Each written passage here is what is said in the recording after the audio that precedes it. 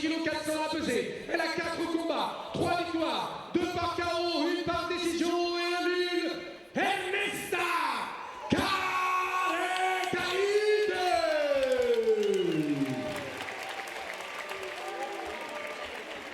Dans le coin rouge, c'est la championne au titre, âgée de 39 ans, 1m61, accusant 56 kg 400 à peser, 5 combats, 4 victoires, 2 par KO, 1 par soumission, 1 à la décision et un match nul. Laetitia, c'est 18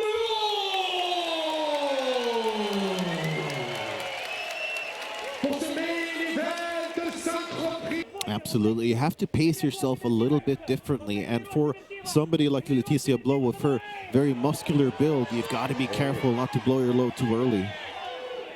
Yeah, if you can risk it all indeed if you put too much in there right from the onset. But here, up against the cage goes Kareckaite.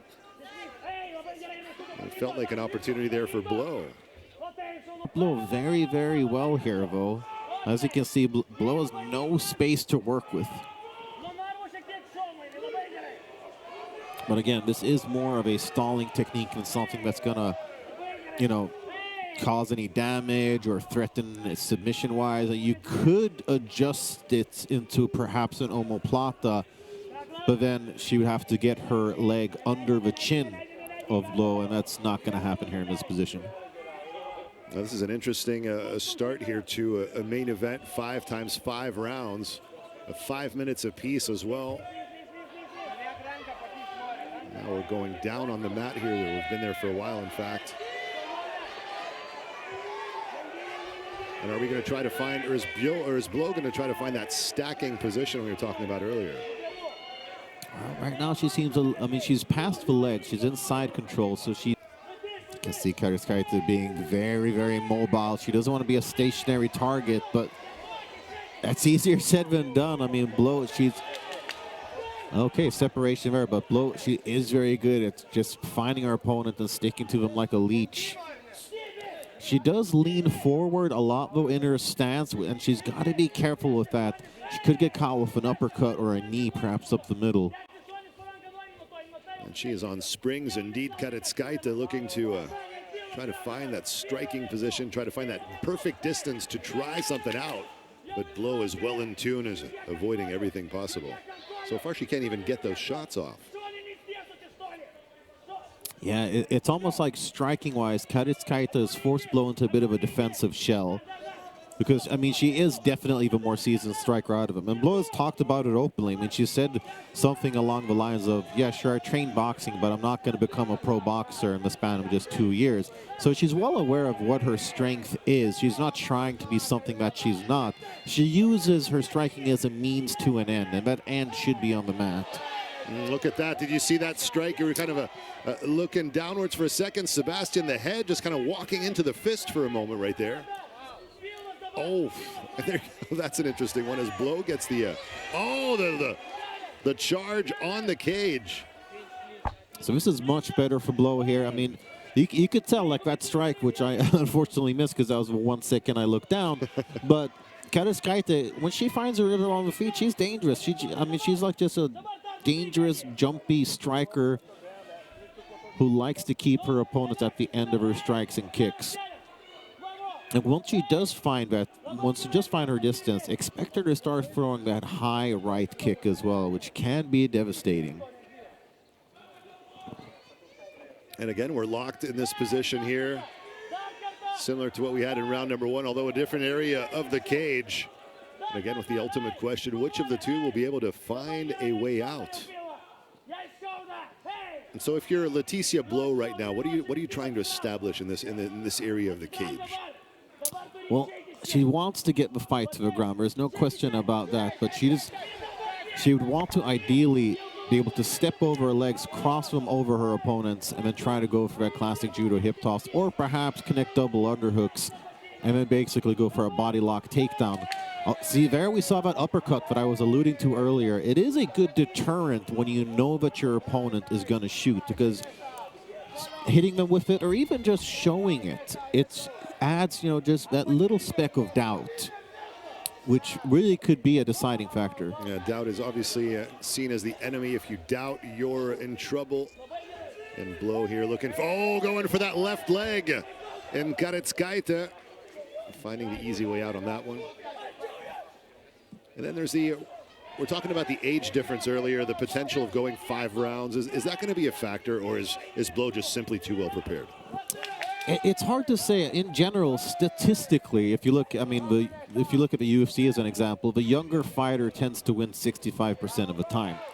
That's not always the case. And Blow, she has such a wealth of experience. And in general, age doesn't affect the female divisions as much as the male. And the only divisions where it is an exception with males is for heavyweights as well. They tend to find their prime a little bit later. The same is usually said for women, that their prime tends to come a little bit later in their careers. So it doesn't have to be as big of a factor as you might seem. And yeah, there you have it. And now we're exactly where Blow wants to be. And Kareckaite trying to find solutions there. She's the one sending those fists to Blow's face. She's got to be mindful. She was deducted a point in her first fight due to strikes to the back of the head. So far, these all are legal strikes by the looks of things. Strikes to the side. Oh, she's had enough, Blow. She has had enough, but no. Kareckaite flipping things around. Oh, she's going for a heel hook. But I don't think she has the leg positioning. Yeah. Kareckaite not in any proper danger there. It's a jockey for position now, a real scramble. Oh, that's an uncomfortable angle for Kareckaite's leg, though. Yeah, it's not looking too good indeed in that position. Oh, sadly, we can't really see the strikes behind the structure of the cage from our vantage point here. And looking at the shots going into the ribs, but again, it's the end of round number 2, just as the position was getting particularly difficult. Exchanges. Blow, she's tough as nails. She can take these hits. And now we're back up against the cage here. Kareckaite locked with her lower back against the structure itself, and Blow trying to take advantage of that. We're back in the middle. And you can see that Kareckaite, she started setting up the guillotine, which forced Blow to disengage her. That's also one of the things where the body type really comes into play. If you're a taller fighter, getting a standing guillotine isn't that hard, especially if your opponent is just shooting down, trying to get you to the mat. Oh, nice kick. There you have it. And perhaps the defining moment of the fight here. That was very, very nicely done by Blow. See, that's what I talk about, the timing. And she took the kick, but it was worth it, right? Because she got the top position. This was exactly what she needed. That's what you were referencing earlier. Eat one to give one, and giving one and taking down as well. Putting Blow in a prominent position, but Kareckaite with the will to try to find a way out. Kareckaite trying to wrap both of her legs there around her opponent as well. There it is, locked in position. Yeah, she's trying to get the guillotine here from the bottom. So far she's just got one arm in. She needs to connect both of her hands for her to be any really sizable threat. And she abandons it, yeah.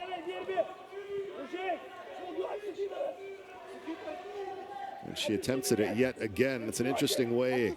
It's certainly a way the fight evolves here as both fighters try to set up their positioning. It's little by little, there's going to be a game of inches there. Oh, definitely. And Blow's got to be mindful of a potential armbar here. As you can see, Kareckaite a little bit to the side.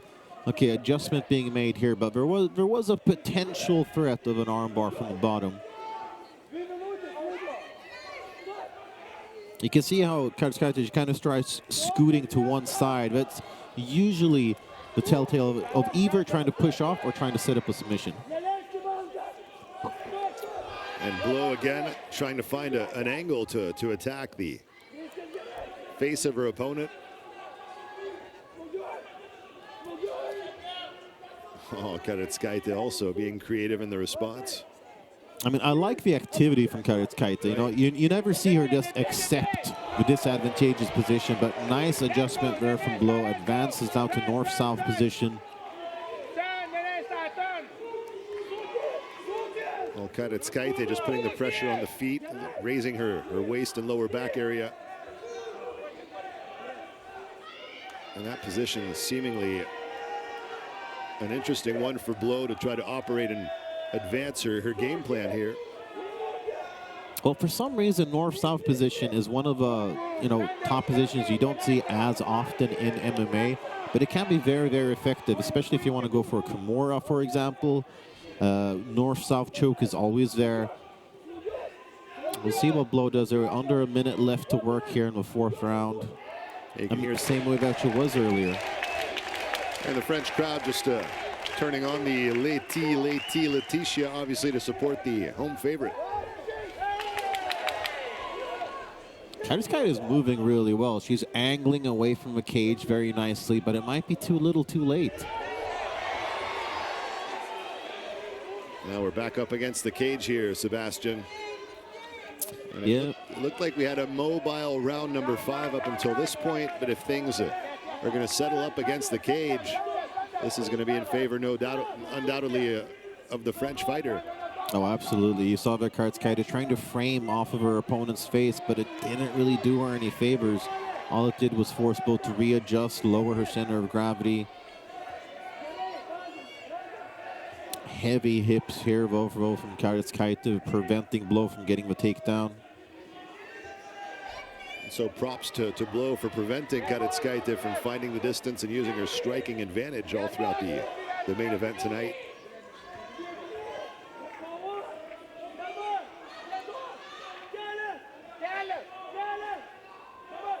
Not too surprising that Blot has things under control. She actually works as a trained controller and spends a lot of time between France, Belgium, and the Netherlands. So next time a trained controller asks you for your ticket, make sure you present it. You better have it. Or else you never know what the outcome could be. Oh, there she is, Kareckaite, trying to find the final solution out here tonight. But Laetitia Blot, the determination, the resolve to hold on to the title, going all the way. It's really the final moments of the fight. Oh, Blot working really hard there, trying to get the takedown, but Kareckaite remaining upright so far.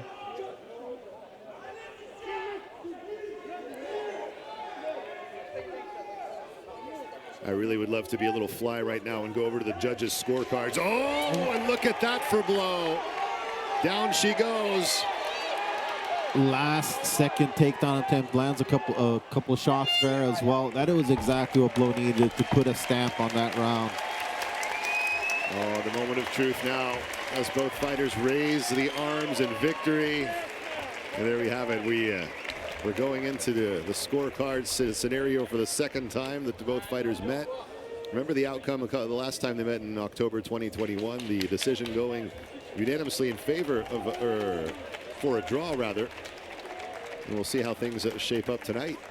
Yeah, Team Kareckaite seemed very secure of victory. I would not be that. I mean, she moved very well, but the volume wasn't there. She needed more, in my opinion. All right, time to head up there and see the final tally and get the winner's response, the winner's first comments. Let's hear it, Mark. As we await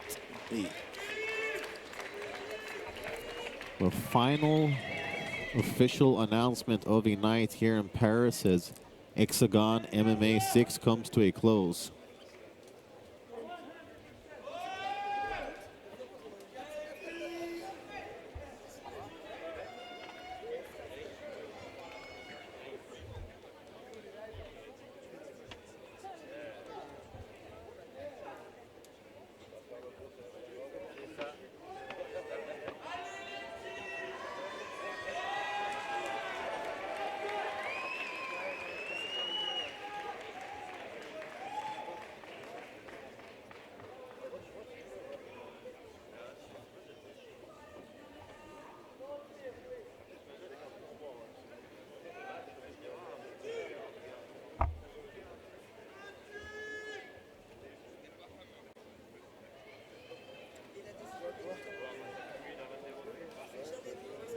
Both fighters, arms raised, as we diligently await The official decision. Let's hand it over to our announcer. Donc, déclaré vainqueur par décision partagée. Et nouvelle championne du monde catégorie flyweight, Ernesta Kareckaite.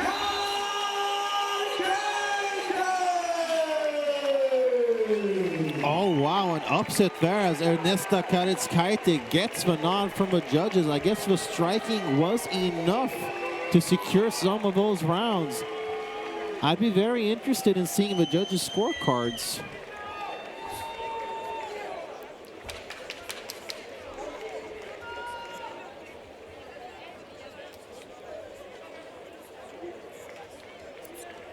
A very emotional Ernesta Kareckaite here.